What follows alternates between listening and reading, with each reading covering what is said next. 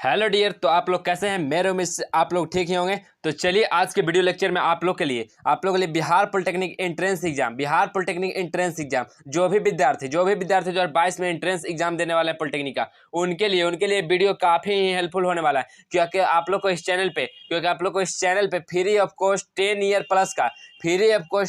Plus का आप लोग को यहाँ पे प्रीवियस ईयर या तो मॉडल पेपर आप लोग कह सकते हैं कि फ्री में करवाया जा रहा है। ठीक है, तो आप लोग जो भी स्टूडेंट इसका फायदा नहीं उठा पा रहे हैं, तो डेली आप लोग लाइव सेशन में 8 बजे सुबह और 8 बजे शाम में आप लोग को डेली क्लास करवाया जा रहा है। तो आप लोग क्लास को जरूर अटेंड कीजिए। ठीक है, तो चलिए, अगर आप लोग इस चैनल को सब्सक्राइब अभी तक नहीं किए तो चैनल को सब्सक्राइब कर लीजिएगा और अपने दोस्तों के पास शेयर ज़्यादा से ज़्यादा कीजिएगा, ताकि सभी आपके दोस्तों को भी कुछ हेल्पफुल हो सके। ठीक है, और इसका मेन खासियत आप लोग को ये है कि आप लोग को जो भी पढ़ाया जाएगा, ठीक है, आप लोग को जो भी पढ़ाया जा रहा है, आपको प्रीवियस ईयर का क्वेश्चन आप लोग को टेलीग्राम में दे दिया जा रहा है। ठीक है, आप लोग को टेलीग्राम में दिया जा रहा है। ठीक है, तो आप लोग टेलीग्राम में ज्वाइन हो जाइए, आप लोग को वहाँ से सारा PDF मिल जाएगा। तो टेलीग्राम का लिंक आप लोग को मिलेगा कहाँ? तो आप लोग को डिस्क्रिप्शन में आप लोग को टेलीग्राम का लिंक मिल जाएगा, आप लोग वहाँ से ज्वाइन हो जाइएगा। ठीक है, तो जैसा कि अभी के क्लास में हम लोग क्या पढ़ेंगे, तो अभी के क्लास में हम लोग क्या पढ़ने वाले हैं, तो फिजिक्स का जो कि काफी इंपॉर्टेंट होगा, या 30 क्वेश्चन जो कि 2013 में पूछा गया। आप लोग देखिएगा कि एक दूसरे से अटैच है। जो हम 2013 में पढ़ा रहे हैं ना,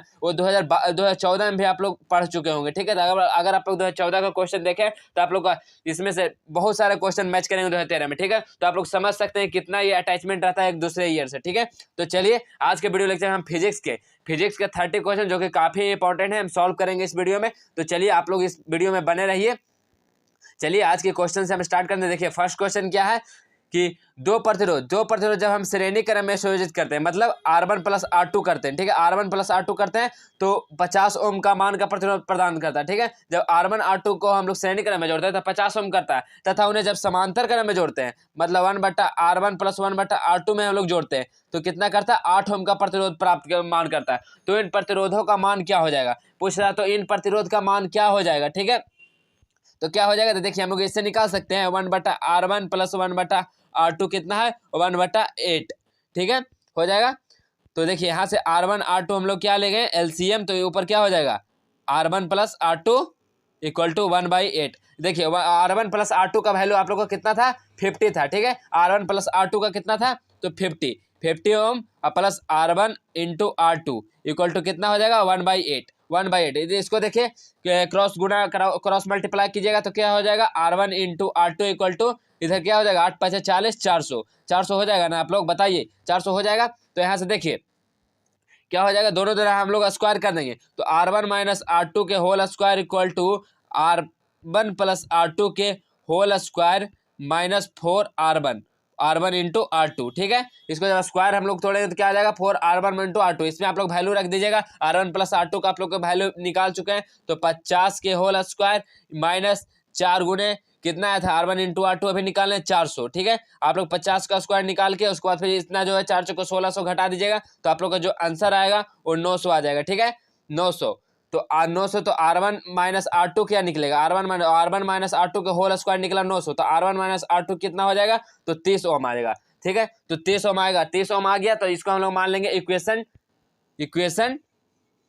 2 और 1/R1 plus 1/R2 equal to 8 था, उसको इक्वेशन 1 मानेंगे। तो हम लोग जो इक्वेशन जो हम लोग 2 का वैल्यू निकालें, इसको हम लोग जब इक्वेशन 1 या 2 में रखेंगे वैल्यू, तो आप लोग को जो आंसर आ जाएगा और 40 ओम R1 का वैल्यू और R2 का वैल्यू 10 ओम आ जाएगा। तो ऑप्शन नंबर आप लोग को बी करेक्ट देखने को मिल रहा होगा। 10 ओम और 40 ओम, ऑप्शन नंबर बी करेक्ट हो जाएगा। चलिए नेक्स्ट क्वेश्चन है इंद्रधनुष में दिए गए तरंगों में से कौन सा रंग दिखाई नहीं देता है? इंद्रधनुष में जो रंग दिया गया उसमें से कौन सा रंग है जो दिखाई हम लोग को नहीं देता है? पीला या काला या लाल या हरा? बताइए कौन सा रंग दिखाई नहीं देता है? तो काला रंग जो इंद्रधनुष में बनता है तो हम लोग को दिखाई नहीं देता, इसलिए ऑप्शन नंबर बी करेक्ट हो जाएगा। नेक्स्ट क्वेश्चन है संवेग तथा बल में क्या संबंध होता है? बताइए संवेग तथा बल में क्या संबंध होता है? बताइए संवेग या बल में क्या संबंध होता है? तो बल इक्वल टू क्या होता है? संवेग में परिवर्तन की दर। ठीक है, तो फोर्स इक्वल टू संवेग में परिवर्तन की दर mv माइनस mu। ठीक है, बाई टी। ठीक है, जब टी देखिए इधर जाएगा तो F इंटू टी हो जाएगा equal to mv minus mu। देखिए तो यही तो संबंध है, संवेग तथा बल में क्या संबंध है? तो F गुना t equal to mv minus mu, जो ऑप्शन नंबर डी आप लोग को करेक्ट हो जाएगा। F गुना t equal to mv minus mu। चलिए नेक्स्ट क्वेश्चन की ओर हम लोग चलते हैं। देखिए नेक्स्ट क्वेश्चन क्या है, किसी इंजन की शक्ति एक अश्व शक्ति है, ठीक है। किसी इंजन की शक्ति कितना है, पावर एक अश्व शक्ति, एक अश्व शक्ति है, ठीक है, जिसको हम लोग एक हॉर्स पावर बोलते हैं, एक हॉर्स पावर भी बोलते हैं, ठीक है। तो इसका तात्पर्य क्या है, इसका तात्पर्य क्या हो जाएगा बताइए, इसका तात्पर्य क्या होता है, एक हॉर्स पावर कितना होता है, एक हॉर्स पावर इक्वल टू कितना होता है, 746 वाट होता है, ठीक है, 746 वाट होता है, 746 वाट। तो वाट को हम लोग किस चीज में कन्वर्ट कर सकते हैं, हम लोग वाट का यूनिट लिख सकते हैं 746, वाट को हम लोग जूल पर सेकंड बोल सकते हैं, जूल पर सेकंड। तो देखिए 746 जूल पर सेकंड, 746 जूल पर सेकंड, जो कि ऑप्शन नंबर बी करेक्ट हो जाएगा। इंजन द्वारा किए जाने वाला कार्य की दर 746 जूल पर सेकंड है, ठीक है। यहाँ पे देखिए ऑप्शन में 746 जूल ही दिया गया, यहाँ न्यूटन में, इसलिए इसका right answer option number B correct हो जाएगा। चलिए नेक्स्ट क्वेश्चन की ओर। नेक्स्ट क्वेश्चन है 4 किलोग्राम द्रव्यमान की एक वस्तु समान गति से, ठीक है, समान गति से 10 मीटर से चल रही है, तो यह 6 किलोग्राम की दूरी दूसरे वस्तु से टकराती है तथा दोनों एक साथ दिशा में ही चलने लगती है, तो इन दोनों वस्तुओं का चाल क्या हो जाएगा बताइए, इन दोनों वस्तु का चाल क्या हो जाएगा, क्या बोला, तो रेखीय संवेग संरक्षण से हम लोग जानते हैं कि मास इंटू वेलोसिटी जो है m1v1 प्लस m2v2 जो होता है इक्वल टू होता है m1 plus m2 into v के, ठीक है। तो m1 कितना है, तो 4 किलोग्राम, कितना गति से चल रहा है, तो 10 मीटर के, फिर m2 क्या है, तो 6 किलोग्राम के, और कितना वस्तु से चल रहा है, तो एक साथ दिशा में हो जाता है, तो जीरो यहाँ पे हो जाएगा, वेलोसिटी इक्वल टू कितना हो जाएगा, यहाँ पे m1 4 था और m2 6 किलोग्राम था, इंटू v का हम लोग फाइंड आउट करना है। तो ऐसे देखिए आप लोग को हो जाएगा, ये जीरो से करेंगे तो ये जीरो हो जाएगा, तो 10 चौका 40 और 6 चौका 10, तो v इक्वल टू हो जाएगा 40/10, तो v इक्वल टू कितना निकल गया है, 4 मीटर पर सेकेंड, 4 मीटर पर सेकंड। देखिए ऑप्शन नंबर सी करेक्ट हो जाएगा, बहुत ही इजी क्वेश्चन था, ऑप्शन नंबर सी करेक्ट हो जाएगा 4 मीटर पर सेकंड। चलिए नेक्स्ट क्वेश्चन को हम लोग चलते हैं। नेक्स्ट क्वेश्चन है K2CrO4 में क्रोमियम की ऑक्सीकरण संख्या, K2Cr2O4 में ऑक्सीकरण संख्या क्या होगा, ठीक है। ऑक्सीकरण संख्या निकालने के लिए आप लोग को जो ऑक्सीकरण संख्या निकालने के लिए आप लोग को जो परमाणु संख्या होता है, परमाणु द्रव्यमान होता है, संयोजकता होता है, ये सब आप लोग को जानना होगा, ठीक है। तो आप लोग इसको ऑक्सीकरण संख्या क्या होता है, आप लोग इसको अच्छे तरह से पढ़ लीजिएगा, थ्योरी में यूट्यूब में आप लोग पढ़िएगा कैसे फाइंड आउट करते हैं, आप लोग को अच्छी तरह समझ में आ जाएगा, क्योंकि हम एक क्वेश्चन करवाएंगे तो आप लोग को अच्छी तरह समझ में ना भी आए, ठीक है। तो आप लोग इसको जरूर देखिएगा, आप लोग हेल्प ले लीजिएगा थोड़ा सा, इसका ऑक्सीकरण संख्या क्या होता है। तो इसको चलिए हम आंसर बताते हैं, तो इसका ऑक्सीकरण संख्या कितना हो जाएगा, तो 3 हो जाएगा, ठीक है। जो इक्वेशन है जो दिया गया है K2Cr2O4 में, इसमें पूछ रहा है Cr, ठीक है, क्रोमियम की कितना ऑक्सीकरण संख्या है, तो 3 है। चलिए नेक्स्ट क्वेश्चन क्यों चलते हैं। दो वस्तुओं का ताप है कितना, 327 डिग्री सेंटीग्रेड तथा 127 डिग्री सेंटीग्रेड है, उनसे विकिरित ऊष्मा विकरने की दरों में अनुपात क्या हो जाएगा, उसमें विकिरित ऊष्मीय विकिरण की दर में अनुपात क्या हो जाएगा बताइए, क्या अनुपात हो जाएगा। तो हम लोग जानते हैं कि E इक्वल टू जो होता है टेम्परेचर, E जो होता है वो डायरेक्टली प्रोपोर्शनल होता है टेम्परेचर के पावर 4 का, ठीक है। तो यहाँ से निकाल सकते हैं E1/E2 equal to T1/T2, 2 temperature है, तो पावर में दोनों का 4 हो जाएगा। तो यहाँ से देखिए क्या निकल जाएगा, तो ये देखिए डिग्री, पहले तो आप लोग देखिएगा डिग्री सेंटीग्रेड में, तो इसको केल्विन में चेंज करने कितना से हम लोग ऐड करते हैं, तो 273 से 273 ऐड करते हैं, प्लस कितना है 327 है T1, और नीचे देखिए 273 इसमें भी ऐड करेंगे, 127 है T2, ठीक है, सारा का पावर 4, इसका भी पावर 4, ठीक है। तो देखिए यहाँ से क्या आ जाएगा, तो 600, ऊपर जो आप लोग ऐड कीजिएगा तो 600/400 के पावर 4 आ जाएगा, तो 600 किसका हो जाता है, तो 3/2, यहाँ से देखिए दो जीरो कैंसिल आउट, ये 2 ये 3, तो 3/2 के पावर कितना हो जाएगा 4। तो जैसे 3 का पावर 4 कितना होता है 81, ठीक है, 3 का पावर कितना होता है बताइए आप लोग, तो 3 के पावर जैसे देखिए 3 गुना 3 गुना 3 गुना 3 कितना हो जाएगा, तो 81 हो जाएगा ना, 81, और नीचे देखिए 2 का हम लोग 2 गुना 2 गुना 2 गुना 2 करेंगे 4 बार, तो कितना हो जाएगा 16, तो 81/16, ऑप्शन नंबर सी करेक्ट हो जाएगा। चलिए नेक्स्ट क्वेश्चन की ओर चलते हैं। देखिए नेक्स्ट क्वेश्चन क्या है, तो नेक्स्ट क्वेश्चन है किसी मनुष्य के चश्मे की शक्ति +2 डायोप्टर है, तो उसके दृष्टि में दोष कौन सा बताइए। किसी मनुष्य के चश्मा में अगर उसका शक्ति जो है वो +2 डायोप्टर है, तो उसमें दृष्टि दोष क्या कौन सा हो जाएगा बताइए। ये सब कल आप लोग को ये सब क्वेश्चन हम करवा चुके हैं, अगर आप लोग कल का क्लास किए हैं तो आप लोग बता सकते हैं, बताइए लाइव सेशन में इसका क्या आंसर होगा। आप लोग को कुछ टाइम देते हैं, बताइए। किसी मनुष्य के अगर चश्मा का शक्ति दिया हुआ है +2 डायोप्टर, तो उसमें उसकी दृष्टि में दोष क्या हो जाएगा बताइए आप लोग, क्या होगा इसका सही आंसर बताइए, जल्दी बताइए आप लोग क्या हो जाएगा। देखिए सोहित कुमार कमेंट कर रहे हैं कि दूरदृष्टि दोष हो जाएगा, ठीक है। चलिए और कोई और बताइए जल्दी क्या होगा इसका सही आंसर, इसका सही आंसर क्या हो जाएगा? तो देखिए किसी मनुष्य के हम लोग चश्मा के अगर उसका शक्ति +2 डायोप्टर है तो उसकी दृष्टि में कौन सा दोष होगा? तो यहाँ देखिए पॉजिटिव है, पॉजिटिव अगर किस में होता है डायोप्टर? तो उत्तल लेंस में होता है, उत्तल लेंस में होता है। तो उत्तल लेंस से क्या, उत्तल लेंस से हम लोग किसको कौन सा दृष्टि दोष को दूर करते हैं? तो दूरदृष्टि दोष को। इसलिए इसका correct answer option number B हो जाएगा, दूरदृष्टि दोष, जो कि सोहित कुमार सही बताया। ठीक है, दूरदृष्टि दोष। चलिए एक ट्रिक आप लोग बताते हैं, ये भी पूछता है कि कौन सा लेंस से हम लोग कौन सा दृष्टि दोष को दूर करते हैं। तो चलिए हम बताते हैं। देखिए अगर दूरदृष्टि दोष को हम लोग दूर करना है तो कौन सा लेंस का चश्मा उपयोग करेंगे? तो उत्तल लेंस। ठीक है, उत्तल लेंस का उपयोग करेंगे,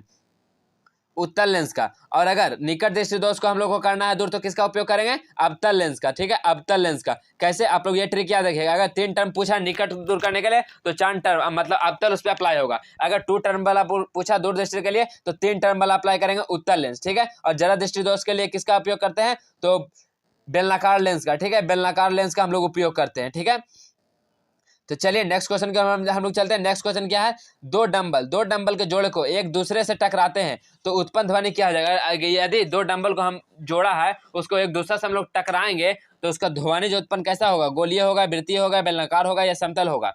कैसा होगा? तो कैसा होगा? तो गोलीय हो जाएगा। ठीक है, अगर हम लोग 2 डंबल को अगर जोड़ा को एक साथ एक दूसरे से टकराएंगे तो उसका ध्वनि जो उत्पन्न होगा वो गोलीय होगा। ऑप्शन नंबर 1 करेक्ट हो जाएगा। चलिए नेक्स्ट क्वेश्चन की ओर। नेक्स्ट क्वेश्चन है, दाएं हाथ की हथेली के नियम से ज्ञात होता है। दाएं हाथ की हथेली के नियम से, बताइए दाएं हाथ की हथेली के नियम से कौन सा नियम ज्ञात होता है? तो कौन सा नियम ज्ञात होता है? तो विद्युत धारा की दिशा भी हम लोग उससे निकालते हैं, चुंबकीय क्षेत्र की दिशा भी बताता है, बल की दिशा भी बताता है। ठीक है, जो कि पूछ रहा है राइट हैंड क्या शो करता है? बताइए आप लोग।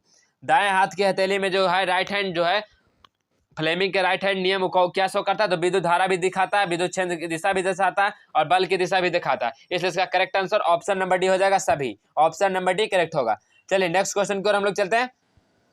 नेक्स्ट क्वेश्चन है, एक प्रिज्म का कोण दिया हुआ कितना है? एंगल, एक प्रिज्म का जो एंगल दिया गया वो 60 डिग्री तथा अल्पतम विचलन कोण जो 38 है। तो प्रिज्म का पदार्थ का पूर्णांक क्या है? बताइए इसका क्या हो जाएगा करेक्ट आंसर? आप लोग को ये क्वेश्चन कल करवाया गया था। ठीक है, आप लोग को कल ही ये क्वेश्चन आप लोग को फिजिक्स में करवाया गया था। बताइए इसका क्या हो जाएगा करेक्ट आंसर? बताइए इसका हमको आंसर तक अभी तक याद है, हम आप लोग को कल पढ़ाए थे। जो इसका क्या था आंसर? तो 1.48 इसका आंसर होगा। कैसे हम फाइंड आउट किए थे? बताइए आप लोग कैसे पता निकाले थे? तो म्यू इक्वल टू आप लोग को बताए थे कि साइन, एक फार्मूला होता है sine A plus delta minimum by 2 होता है। ठीक है, अब बाई साइन ए बाई 2 होता है, बाई साइन ए बाई 2। आप लोग को एंगल दिया हुआ है 60 डिग्री और डेल्टा मिनिमम विचलन कितना 38 डिग्री। तो आप लोग यहाँ से कैलकुलेट नहीं कर सकते हैं। साइन ए कितना है 60 और डेल्टा मिनिमम कितना 38। ठीक है, 38 दोनों को हम लोग ऐड करेंगे तो कितना हो जाएगा? 98 बाई 2 हो जाएगा। तो 98 बाई 2 को हम लोग लिख सकते हैं 49 डिग्री और नीचे क्या हो जाएगा? साइन ए बाई 2 होता है। तो साइन ए कितना है? 60 डिग्री का था 30 डिग्री। तो साइन 49 डिग्री देखिए आप लोग को क्वेश्चन में ही दिया गया है 0.74 और साइन 30 डिग्री का आप लोग वैल्यू जानते हैं 1/2 होता है। तो 1/2 को 0.5 लिख सकते हैं। अगर जैसे ही आप लोग इसको डिवाइड कीजिएगा तो आप लोग का जो आंसर आएगा 1.48। ऑप्शन नंबर 1 करेक्ट हो जाएगा। ठीक है, चलिए नेक्स्ट क्वेश्चन को हम लोग चलते हैं। नेक्स्ट क्वेश्चन क्या है? एक संयुक्त सूक्ष्मदर्शी में अभिदृश्यक, एक संयुक्त सूक्ष्मदर्शी, ठीक है, जिसमें अभिदृश्यक एवं नेत्रिका की आवर्धन क्षमता m1 m2 है। तो सूक्ष्मदर्शी की आवर्धन क्षमता क्या हो जाएगी? अगर संयुक्त सूक्ष्मदर्शी में अभिदृश्यक एवं नेत्रिका का आवर्धन जो है वो m1 m2 है तो सूक्ष्मदर्शी की आवर्धन क्षमता क्या हो जाएगी? तो m1 इंटू m2 हो जाएगी। ठीक है, m क्रॉस m2 हो जाएगी। ऑप्शन नंबर 1 करेक्ट हो जाएगा। चलिए नेक्स्ट क्वेश्चन की ओर हम लोग चलते हैं। नेक्स्ट क्वेश्चन है, निम्न में से किस तरंग की तरंग दैर्घ्य सबसे कम होती है? बताइए निम्न में से किस तरंग की तरंग दैर्घ्य सबसे कम होती है? किस तरंग की तरंग दैर्घ्य सबसे कम होती है? बताइए। कल आप लोग को ये भी क्वेश्चन, वो आप लोग को 2013 और 2014 में बहुत सारे क्वेश्चन मैच कर रहे हैं। बताइए आप लोग क्या होगा इसका आंसर? निम्नलिखित में से किस तरंग की तरंग दैर्घ्य सबसे कम होती है? तो किसका सबसे कम होता है? तो होता है प्रसरब तिरंगे का। ठीक है, प्रसरब तिरंगे का सबसे कम तरंग दैर्घ्य होता है क्योंकि इसका जो फ्रीक्वेंसी होता है वो 20,000 हर्ट्ज होता है। ठीक है, 20,000 हर्ट्ज होता है, ये भी आप लोग याद रखिएगा। तो 20,000 हर्ट्ज से अधिक किसका होता है? तो प्रसरब तिरंगे का होता है और इसका तरंग दैर्घ्य सबसे कम होता है प्रसरब तिरंगे का। इसलिए ऑप्शन नंबर 1 करेक्ट हो जाएगा। चलिए नेक्स्ट क्वेश्चन की ओर हम लोग चलते हैं। नेक्स्ट क्वेश्चन क्या है? देखिए नेक्स्ट क्वेश्चन है, वोल्ट मीटर को श्रेणी क्रम में जोड़ने पर धारा का मान क्या हो जाएगा? ये भी क्वेश्चन आप लोग को बता दिया गया है। बताइए, ये भी क्वेश्चन आप लोग को बताया गया है। वोल्ट मीटर को श्रेणी क्रम में जोड़ने पर धारा का मान क्या हो जाएगा? बताइए, वोल्ट मीटर को हम लोग अगर श्रेणी क्रम में जोड़ देंगे तो धारा का मान क्या हो जाएगा? बहुत ही था, 0 हो जाएगा। ठीक है, ऑप्शन नंबर सी करेक्ट हो जाएगा, 0 हो जाएगा। ठीक है, चलिए नेक्स्ट क्वेश्चन की ओर। नेक्स्ट सारा क्वेश्चन आप लोग को रिपीटेड दिख रहा होगा, इसलिए हम आप लोग को मॉडल पेपर ही करवा रहे हैं, ठीक है। चलिए देखिए यहाँ पे 250 वोल्ट, 250 वोल्ट एवं 100 वाट के 5 बल्ब प्रतिदिन 8 घंटा जलता है, तो 30 दिन में विद्युत का व्यय क्या होगा। ये भी क्वेश्चन आप लोग को बताया गया। जितना भी हम आप लोग को क्वेश्चन लेकर आ रहे सारा क्वेश्चन आप लोग को करवाया गया। आप लोग पहले का वीडियो जरूर देखिए, आप लोग को सारा समझ में आया कि कैसे आता है प्रीवियस ईयर क्वेश्चन या मॉडल पेपर से, ठीक है। हम मानते हैं कि आप लोग का जो प्रैक्टिस के लिए बनाया गया मॉडल पेपर, आप लोग को बिहार पॉलिटेक्निक का क्वेश्चन पेपर नहीं मिलता, लेकिन ये उसी के बेस पे ही बनाया जाता है, ठीक है। तो आप लोग ऐसा मत सोचिएगा कि क्वेश्चन तो मिलता नहीं है तो प्रीवियस ईयर कैसे हुआ, ठीक है। ये सब बिल्कुल भी नहीं सोचिएगा। आप लोग को उसी के अकॉर्डिंग जो भी स्टूडेंट एग्जाम दे के आते हैं उसको 2-4 क्वेश्चन आप लोग को याद हो जाता होगा, ठीक है। तो उसी से कॉम्बिनेशन करके ये सब क्वेश्चन बनता है, ठीक है। तो आप लोग ये सब क्वेश्चन को ये अफवाहों में मत लीजिएगा कि हाँ ये सब क्वेश्चन तो मॉडल पेपर है, ये सब थोड़ी आएगा, ठीक है। ऐसा बिल्कुल नहीं सोचना। आप लोग को जो क्वेश्चन करवाया जा रहा है आप लोग उसको कंसिस्ट माइंड से आप लोग को पढ़ना है, ठीक है। तो देखिए क्या हो जाएगा, 250 वोल्ट है और 100 वाट के 5 बल्ब प्रतिदिन 8 घंटा जलता है, तो 30 दिन में उसका व्यय क्या हो जाएगा बताइए। बताइए, बहुत ही न्यूमेरिकल है, क्या हो जाएगा इसका आंसर। तो हम आप लोगों को कल बताए थे कि हम लोग विद्युत व्यय कैसे निकालेंगे, यूनिटों की संख्या, तो वाट, ठीक है, वाट गुना कितना घंटा जल रहा है जिसका, गुना 1000 करेंगे तो क्या हो जाएगा बताइए। वाट कितना है, तो 100 वाट का बल्ब है, कितना बल्ब जल रहा है, तो 5 बल्ब, और कितना दिन, तो 8 घंटा जल रहा है 30 दिन तक, ठीक है, इंटू बाई 1000। यहाँ से देखिए 2 0 2 0 कैंसिल आउट, 1 0 1 0 कैंसिल आउट। यहाँ से आप लोग जैसे ही मल्टीप्लाई कीजिएगा तो क्या हो जाएगा, 8 5 40 दिया 120 यूनिट, 120 यूनिट आपको जो आंसर आ जाएगा, ठीक है। वो 30 दिन में कितना विद्युत का खपत होगा, तो 120 unit. Option number C correct हो जाएगा, 120 यूनिट। चलिए नेक्स्ट क्वेश्चन की ओर चलते हैं। नेक्स्ट क्वेश्चन क्या है, वर्णक्रम स्पेक्ट्रम का मूल रंग कौन है बताइए। वर्णक्रम स्पेक्ट्रम का मूल रंग क्या है, आप लोग को एक क्वेश्चन कल करवाया गया था, बताइए। जो कि वर्णक्रम स्पेक्ट्रम में क्या होता है, प्राथमिक रंग, उसी को हम लोग बोलते हैं प्राथमिक रंग। तो प्राथमिक रंग कौन कौन सा होता है बताइए आप लोग। प्राथमिक रंग हम लोग किसको किसको बोलते हैं, तो लाल, हरा और नीला। लाल, हरा, नीला को हम लोग क्या बोलते हैं, तो प्राथमिक रंग बोलते हैं, लाल, हरा, नीला को। यही जो है कि वर्णक्रम स्पेक्ट्रम का मूल रंग भी है। वर्णक्रम स्पेक्ट्रम का मूल रंग कौन कौन है, तो लाल, हरा, नीला। आप लोग ये ऐसे याद रख सकते हैं, वर्णक्रम स्पेक्ट्रम का मूल रंग कौन है, तो प्राथमिक रंग है, प्राथमिक रंग है। तो प्राथमिक रंग कौन कौन है, तो लाल, हरा, नीला। आप लोग को क्वेश्चन में डायरेक्ट ये भी आता है कि प्राथमिक रंग कौन कौन होते हैं, तो लाल, हरा, नीला। ऑप्शन नंबर बी करेक्ट हो जाएगा। चलिए नेक्स्ट क्वेश्चन की ओर चलते हैं। नेक्स्ट क्वेश्चन है 0 डिग्री सेंटीग्रेड, 0 डिग्री सेंटीग्रेड वाले बर्फ के टुकड़ों को हम लोग 0 डिग्री सेंटीग्रेड ताप वाले जल में डालने पर बर्फ का टुकड़ा कैसा होगा बताइए। तो बर्फ का टुकड़ा कैसा हो जाएगा बताइए। अगर 0 डिग्री सेंटीग्रेड का कोई बर्फ का टुकड़ा है, ठीक है, और 0 डिग्री सेंटीग्रेड ताप वाले, अगर 0 डिग्री सेंटीग्रेड ताप पे जल भी है तो उसमें हम लोग डालेंगे तो बर्फ का टुकड़ा क्या हो जाएगा, वो पिघल जाएगा या नहीं पिघलेगा, या कुछ पिघलेगा, या समय पर निर्भर करेगा, ठीक है। देखिए यहाँ पे आप लोग क्वेश्चन से समझ सकते हैं, बहुत ईजी है। जब 0 डिग्री के बर्फ का टुकड़ा ही है 0 डिग्री सेंटीग्रेड, और 0 डिग्री सेंटीग्रेड पे जल भी है, तो क्या ये पिघलेगा, तो नहीं पिघलेगा। ऑप्शन नंबर बी करेक्ट हो जाएगा, ठीक है। चलिए नेक्स्ट क्वेश्चन की ओर चलते हैं। नेक्स्ट क्वेश्चन है, जब एक आवेशित कण एक समान चुंबकीय क्षेत्र की लंबवत दिशा में गति करता है तो चुंबकीय क्षेत्र के कारण निम्न में से किस में परिवर्तन होता है बताइए। जब एक आवेशित कण एक समान चुंबकीय क्षेत्र की दिशा लंबवत दिशा में गति करता है तो चुंबकीय क्षेत्र के कारण निम्नलिखित में से किसका परिवर्तन होगा, तो किसका परिवर्तन हो जाएगा, तो कण की गति का परिवर्तन होगा, कण की गति का परिवर्तन होगा। ऑप्शन नंबर ए करेक्ट हो जाएगा, कण की गति। चलिए नेक्स्ट क्वेश्चन की ओर चलते हैं हम लोग। नेक्स्ट क्वेश्चन क्या है, नेक्स्ट क्वेश्चन है हाइड्रोजन के विसरण की दर दूसरी गैस एक्स के विसरण की दर से 4 गुना है तो एक्स का अनुभार क्या हो जाएगा। अगर हाइड्रोजन के विसरण की दर जो दूसरा कोई गैस है उसके एक्स के विसरण की दर के 4 गुना है तो एक्स का मतलब एक्स का जो दूसरा गैस है उसका क्या हो जाएगा अनुभार, तो उसका अनुभार पूछा है, तो उसका अनुभार क्या हो जाएगा बताइए। तो चलिए इसका हम बताते हैं, उसका अनुभार कितना हो जाएगा, तो 32 हो जाएगा। ऑप्शन नंबर डी करेक्ट हो जाएगा। चलिए नेक्स्ट क्वेश्चन को चलते हैं। 60 डिग्री सेंटीग्रेड पर झुके रखे 2 समतल दर्पण के मध्य रखी एक वस्तु को कितने प्रतिबिंब बनेगा, ठीक है। यहाँ से देखिए थीटा आप लोग को दिया गया है, 2 गो समतल दर्पण है, तो हम लोग देखिए 60 डिग्री पे ही रखा गया 2 गो एंगल, ठीक है, कोई समतल दर्पण, तो इसको बोल रहा है इसके बीच में कितना प्रतिबिंब बनेगा वो पूछ रहा है, ठीक है, कितना प्रतिबिंब बनेगा। तो चलिए इसका आप लोग फार्मूला जानते हैं, एन इक्वल टू क्या होता है 360 डिग्री बाई थीटा -1। आप लोगों को इस तरह का कल भी क्वेश्चन करवाए थे, उसमें क्या दिया था, उसमें प्रतिबिंब की संख्या दिया हुआ था, उसमें एंगल निकालना था, ठीक है। तो यहाँ देखिए 360 डिग्री एंगल कितना है 60 डिग्री -1, 60 से देखिए कट रहा है 6 बार में, तो कितना हो जाएगा 6 - 1, तो फिर कितना निकलेगा, इसमें कितना प्रतिबिंब बनेगा, तो n इक्वल टू कितना 6 - 1 इक्वल टू 5, तो 5 प्रतिबिंब बनेगा। अगर हम लोग 60 डिग्री पे 2 समतल दर्पण को रखेंगे तो उसको बीच में जो प्रतिबिंब बनेगा वो 5 प्रतिबिंब बनेगा। ऑप्शन नंबर ए करेक्ट हो जाएगा, ठीक है। चलिए नेक्स्ट क्वेश्चन की ओर चलते हैं। ये भी क्वेश्चन आप लोग को कल करवाया गया। आप लोग जरूर से जरूर उस वीडियो को देखिए, जो भी आप लोग प्रीवियस ईयर क्वेश्चन करवाया आप लोग उसको जरूर से जरूर, अगर नहीं देखें तो देखिए। आप लोग को जो भी क्वेश्चन आप लोग को आता है ना डियर एग्जाम में, वो रिपीटेड क्वेश्चन ही आता है। आप लोग बस आप लोग जो भी आप लोग को प्रीवियस ईयर करवा रहे हैं, मॉडल पेपर करवा रहे हैं, सॉल्व पेपर करवा रहे हैं, आप लोग जरूर उसको पढ़ते रहिए। आप लोग को जैसा ही आप लोग को प्रीवियस ईयर सॉल्व पेपर खत्म होता है, आप लोग को एक मैराथन क्लास, मैराथन सीरीज भी आप लोग को जो कि MCQ का देंगे, आप लोग जरूर से जरूर उसको देखिएगा, ठीक है। चलिए देखिए, पृथ्वी पर नेक्स्ट क्वेश्चन क्या है। पृथ्वी पर एक सरल लोलक का आवर्तकाल 2 सेकंड है। यदि इस सरल लोलक को चंद्रमा पर ले जाएं तो उसका आवर्तकाल का मान, उसका टाइम पीरियड जो होगा क्या हो जाएगा बताइए। यदि चंद्रमा पर गुरुत्वीय त्वरण पृथ्वी की अपेक्षा 1/6 गुना है, ठीक है। उसका ग्रेविटेशनल एक्सीलरेशन कितना है, पृथ्वी की अपेक्षा 1/6 गुना है। तो पूछ रहा है उसका क्या हो जाएगा बताइए, उसका आवर्तकाल क्या हो जाएगा। तो क्या हो जाएगा बताइए। तो इसका क्या हो जाएगा, आप लोग को हम बता चुके हैं, कल ही बताए हैं। अगर हम लोग क्या लेंगे टाइम पीरियड किसमें, मून पे बाई टाइम पीरियड अर्थ पे, तो हम आप लोग को कल एक फार्मूला बताया था, ठीक है। जो ग्रेविटेशनल होगा अर्थ पे बाई ग्रेविटेशनल क्या है, अर्थ पे 6 गुना है चंद्रमा के, ठीक है। तो यहाँ पे क्या हो जाएगा बताइए।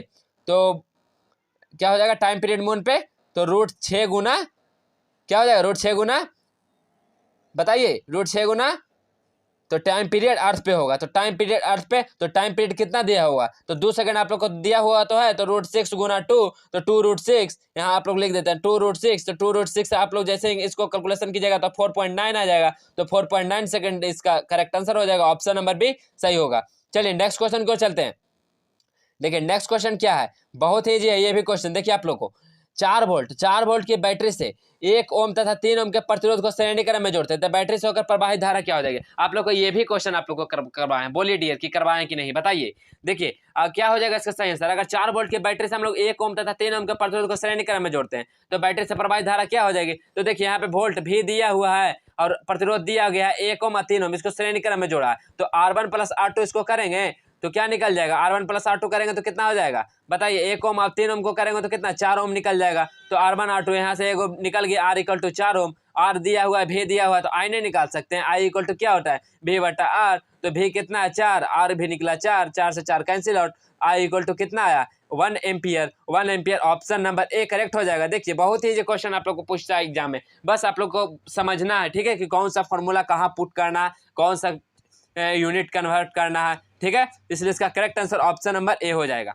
चलिए नेक्स्ट क्वेश्चन को चलते हैं। नेक्स्ट क्वेश्चन है एक लेंस की शक्ति जो है +6 डायोप्टर है। तो लेंस की फोकस दूरी पूछा है। अगर हम लोग लेंस का उसका शक्ति दिया हुआ 6 डायोप्टर है, तो लेंस का फोकस दूरी क्या हो जाएगा बताइए। तो बताइए 1/f होता है ना, ठीक है। तो ये मीटर में होता है, तो यहाँ पे सेंटीमीटर में निकालेगा तो कितना हो जाएगा 100। तो यहाँ से देखिए पावर दिया हुआ है 6, यहाँ से देखिए सेंटीमीटर में हम लोग निकालते हैं तो 100 × f। तो f = क्या हो जाएगा, f = 100/6। यहाँ जैसे ही हम लोग फोकस दूरी निकालेंगे तो जैसे ही इसको डिवाइड देंगे 100 से 6 से, तो कितना हो जाएगा 16 × 67 सेंटीमीटर, जो कि ऑप्शन नंबर कितना, ऑप्शन नंबर सी करेक्ट हो जाएगा। 16 × 67 centimetre, 16.67 centimetre, sorry, option number C correct हो जाएगा। चलिए नेक्स्ट क्वेश्चन को चलते हैं। नेक्स्ट क्वेश्चन देखिए, एक प्रकाश की किरण वायु से जब द्रव अवस्था में जाती है तो 15 डिग्री के कोण पर विचलित हो जाती है। यदि आपतन कोण 60 डिग्री है तो द्रव का अपवर्तनांक क्या हो जाएगा बताइए। जब प्रकाश की किरण वायु से वो द्रव में जाती है तो 15 डिग्री का कोण पर विचलित हो जाता है वो, तो आपतन कोण 60 डिग्री है उस पर, तो द्रव का अपवर्तनांक क्या हो जाएगा। तो द्रव का अपवर्तनांक क्या हो जाएगा बताइए।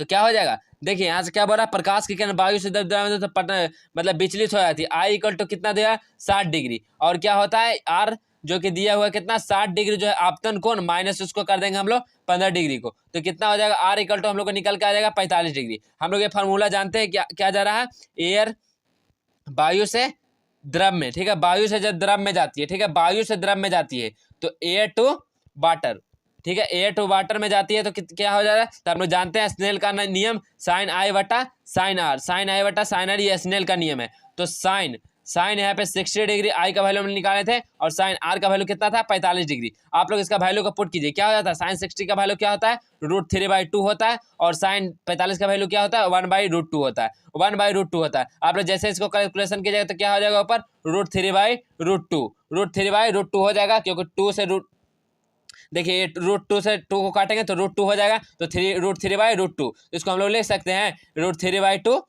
ऑप्शन नंबर ए करेक्ट हो जाएगा, ठीक है।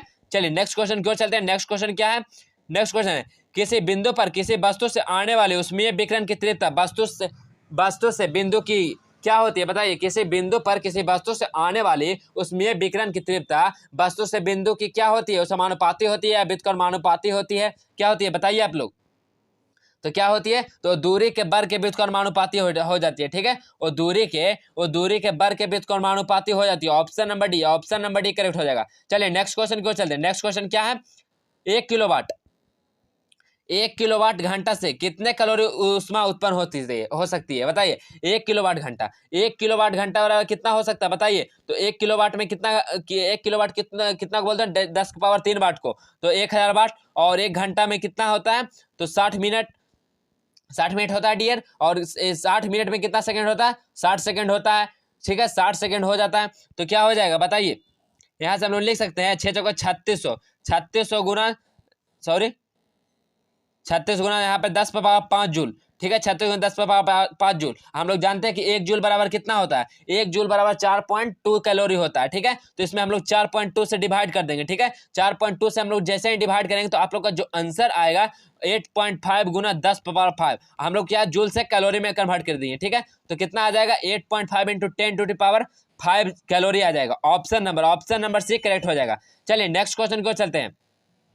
नेक्स्ट क्वेश्चन है, तालाब के किनारे खड़ा व्यक्ति तालाब की तली पर मछली को देखता है, तो मछली को शूट करने के लिए निशाना लगाना होगा, बताइए। मछली को शूट करने के लिए कैसे निशाना लगाएंगे ताकि मछली पे ही निशाना लगे। एक तालाब के किनारे कोई व्यक्ति खड़ा है, ठीक है, ये तालाब है, यहाँ पे कोई एक आदमी खड़ा है, ठीक है, कोई आदमी खड़ा है तली पे, तो मछली को देखता है, यहाँ से ये मछली को देखता है, ठीक है। तो मछली को शूट करने के लिए निशाना लगाना होगा, बताइए। मछली को देखेगा तो उसके लिए कहाँ उसको निशाना लगाना पड़ेगा बताइए। तो कहाँ लगाना पड़ेगा, तो मछली के ऊपर या मछली के नीचे या मछली के कुछ दाईं ओर या कुछ बाईं ओर, कहाँ लगाएगा बताइए। तो मछली के कुछ नीचे लगाएगा, ठीक है। मछली के कुछ नीचे लगाएगा तो उसका निशाना लगेगा, ठीक है। ऑप्शन नंबर बी करेक्ट हो जाएगा। चलिए नेक्स्ट क्वेश्चन देखिए, प्रकाश वर्ष किसका मात्रक है। बहुत ही इजी क्वेश्चन, आपको ये बहुत सारे प्रीवियस ईयर में पूछा जा चुका है। प्रकाश वर्ष किसका मात्रक है बताइए। तो प्रकाश वर्ष किसका मात्रक है, दूरी का मात्रक है। ऑप्शन नंबर बी करेक्ट हो जाएगा। दूरी का मात्रक क्या है, प्रकाश वर्ष। चलिए फिजिक्स का लास्ट क्वेश्चन क्या है, 1 HP में कितने वाट के तुल्य होते हैं बताइए। आप लोग को करवा चुके हैं इसी वीडियो में आप लोग को करवाए। एक शक्ति बराबर कितना होता है, 746 वाट।